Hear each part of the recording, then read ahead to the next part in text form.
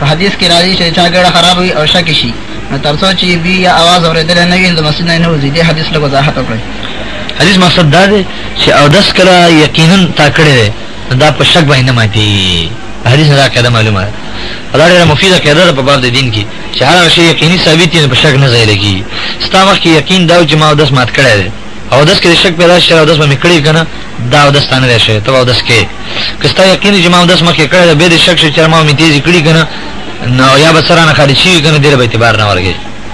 یعنی شک یقین چې په شک باندې نه ختمي. د حدیث مقصد دا دی. استاد رګي اسی اشکال لا چې خټه کې د کړ کړل یا اختلاج وشه. اختلاج کله په دبر په مقاد کې کی دا غي په خپل کې اختلاج وشي ورپی مثلا دا ګمانو کې چې ما څخه خارج شول او څه نه خارج شي هغه سره ګونه خوځي. نبی سمجھ په دې باندې داس نه ماتي او داس په دې باندې ماتي چې ستانه هوا خارج نه احساس ته حتی یجد من حتی يحس ده احساس ترش سره پای باندې پوي که څه سپېمې خراب وګورم کانی کنه په احساس سره کولای شي. مراد یجدنه مراد احساس. خجي رسول الله درام سان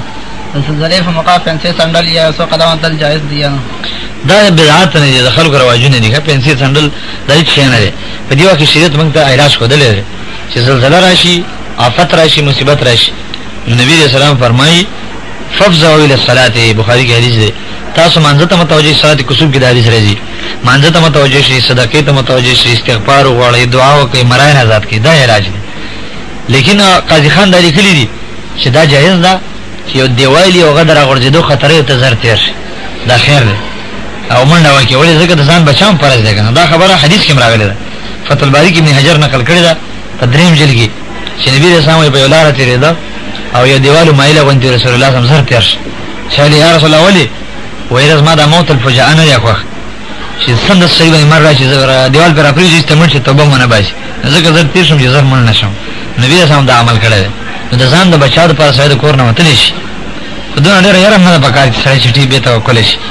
او دا پنځه سندل به کنه استغفار دعا منځ وغیرہ دا کارونه وکړي. یو سره ادرام سان بعد خرج قد قامت الصلاه فمقاد سب ضرور الفرق فاسدا طریقه صحیح دی نه. دا مسله موږ محقق کړی دا سند دا چې خلک به مخ کې پاتې قد قام صلاه کې باندې پاتې دي. صحابه دور کې دا طریقه سب جوړ شو. نبی سم بروته نو سب جوړ اقامت بشروش امام چې کړه مسجد کې ناس تین قد قام صلاه کې پاتې. دا مسند د ابن ابي شيبه کې روایت ده. نو چې دا قد قام صلاه کې نبی سم پاتې د خپل او د کله چې د امام د بهر ناراضي نو کله چې په مسجد دروازه رانه چې بس خلک به پاتې اقامت به شروع شي. دا د حدیث بخاری مسلم نه معلومه ده. او ټول خلک چې قد قام صلاه کې پاتې سب سوا کې جوړي پېښه او بیا حناب لا بس دا مو چې قد قام صلاه کې امام الله اکبر هم کوي چې هغه کې الله اکبر کو سب سوا کې جوړ شي. په دې وجه دا خبره غلطه ده. سب مخکې نه جوړ شي. قد قام صلاه چې ویلې شو خلک به دې جواب ورکړي او اقامت چې خاصه به خلکو ته جيستو برابر شي واته دلو سم شي او داغه بعد به امام الله اکبر او خلک صلی الله اکبر وي. خجي یو سره سلام سان که په سب کې وګړي سره قدم سره نه ویلګي د مسکیږي یا نه مسکیږي. لیکن دا قول د علماء په کې چې واجب ته پاتې کې سنت نه. بعض علماء چې دا واجب پاتې دا واجب د دې سوینه پاتې دي ځکه چې دا وصل الصفوف واجب دی. وصل الصفوف واجب دی او بعض علماء مذهب دار چې وصل الصفوف واجب نه بلکې سنت طریقه ده. نو په دې بنا باندې یا ته سنت پاتې یا ته واجب پاتې مون نفس کی او ګناګار دی او دا اتفاقی مسله ده. دا د حدیث یا د وابینه مسله نه ده. دا د احناف او شوافی او مالکین ټول مذهب دی چې الصاق دا پکار دی. ځکه حدیث کې راځي کنا نلزق الكعبه بالكعبه والقدم بالقدم. صحابه دور کې موږ دا کار کاوه. د پیغمبر په سبب ولاړو قدم د قدم سره موږ یې کاوه پړکې د پړکې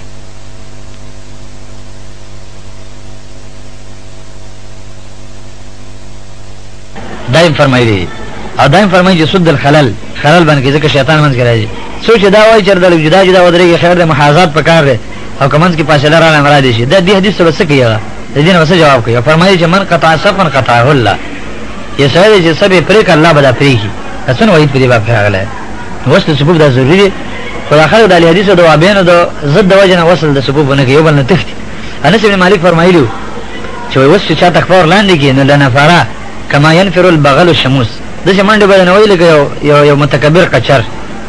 د قچر په شان د منډه وسینه وي تختی وایي سړی. دا فتح الباری کې دا روایت شته دی وایي ځان له. خجي شخصا یو سړي باندې سلسلو د مرض نو دا لکه 3 بجې کې اودس وکړم دا ماسکم ته بل اودس کوي کنه یو سړی د اختر منځ نه کوي او قرباني کوي د اختر منځ یو مستحب عمل کلک مستحب ده که چا ونه کنم قرباني کوي کما حدیث کې جدا دي چې چا قرباني نه وکړي قرباني وکړه مونږ نه کړل نو قرباني نه شوی دا معنا دا چې وخت نه مخکې وکي لا مونږ کړه نه نو سار وخت قرباني کوي نو هغه معنا دا مطلب نه چې مونږ له فرض ده نه سوسربال چې بچا باندې وي دا صحیح نه 10 بجې به نه کوي چې وخت داخل شو اوس دی وخت کې 10 منټه د پاسه 12 بجې وخت داخلي پس دا وخت برسته او 10 کې مونږ به وي چې مونږ یو کومه ذکر ته بیا ودس کې پس دا قانون د وقت د داخلونه بعد او داس بکی وای داخلونه مخکې بیان کړي وینا او داس ماتيږي یا نه وینا فاقد یا نه قرآن او سنت پر نه ویني چې دا په دې باندې او داس ماتېدل کې اختلاف د علماء د یوه مسله ده د حجازینو او د اکثر علماء قول ده چې په وینه باندې او داس نه ماتي ځکه چې ما خرج من السبيلين نه ده چې د دولار نه کم شی راوځي ای باندې او داس ماتيږي لکه څنګه چې امام بخاری خپل کتاب کې ویلي صحیح چې نقض الوضوء بما خرج من السبيلين کی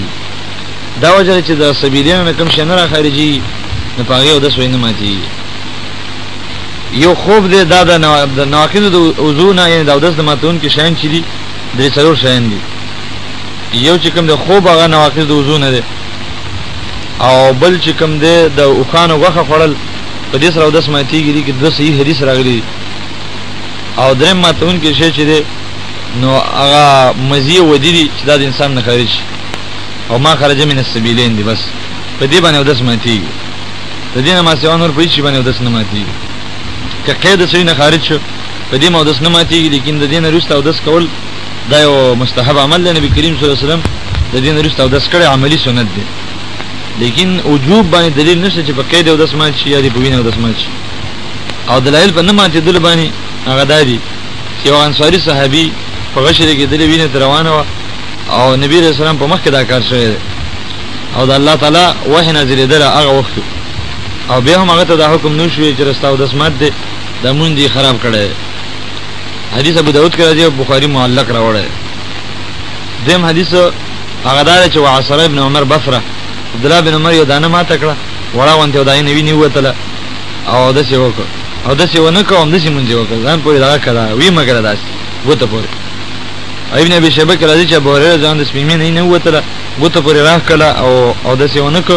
هم د څه منځ ته ودرېد عبد الله بن ابي وفا چې او بزقه دمن هغه لاړې ټوکړې له پای کې دی ویني وته او پای باندې ودس نه مات شوی دارنګ حسن بصري وایي چې ما زال المسلمون يصلون في جراحاتهم زخمونه کې خلکو منځونه کړی نه چې تل او مونږ کړه دا نور ادله عامه په دې باب کې شته دی ویني چې دا آیا دا نجس ده او کدا نه ده نجس نو ویني چې دا ډېر قسمه ده وو یا ته قسمه ویني ده او دا غي پوره تفصیل دی د اول جل فتاوا کې دا مسله موږ ډېر تفصیل سره کړی الحمدلله د مختلفو علماو نه را نقل کړی اول نو ویني چې دا د هیز ویني ده هیز ویني په اتفاق سره نجس ده ذکر رسول الله صلی الله علیه وسلم دا غي په وینځل امر کړی دی د ګرول باندې امر کړی دی هغه نجس په اتفاق سره او بل هغه ویني ده چې د ماشي یا د مچ وغیرہ نه وځي دا پاکه ده ځکه چې نبی کریم صلی الله علیه وسلم چې مچان تاسو چې کله په ترکاری وغیرہ کې پریوزي په کې ورنه نه واسي نو کدا نه اول وین رسول الله صلی الله علیه وسلم امر نه کوله